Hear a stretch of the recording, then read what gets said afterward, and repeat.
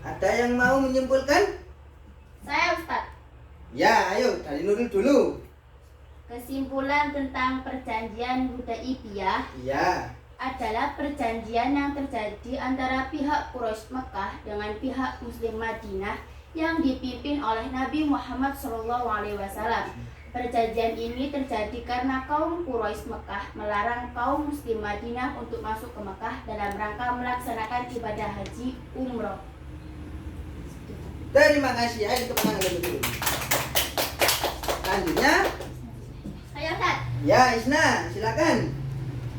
Kesimpulan tentang Fathu Mekah, Ya. yaitu pembebasan Mekah, merupakan peristiwa yang terjadi pada tahun 8 Hijriah, di mana Nabi Muhammad beserta pasukan orang-orang Muslim bergerak dari Madinah menuju Mekah dan kemudian menguasai Mekah secara keseluruhan tanpa pertumpahan darah sedikit pun, sekaligus menghancurkan berhala yang ditempatkan di dalam dan sekitar Ka'bah. Ya, terima kasih untuk kalian semua. Akhirnya pertemuan kita hari ini sudah berakhir. Semoga ilmu kita bisa bermanfaat. Amin. Tetap semangat belajar, belajar, belajar, dan belajar. Mari kita tutup pelajaran hari ini dengan doa kafaratul majelis. Subhanakallahumma wa bihamdika asyhadu an la ilaha illa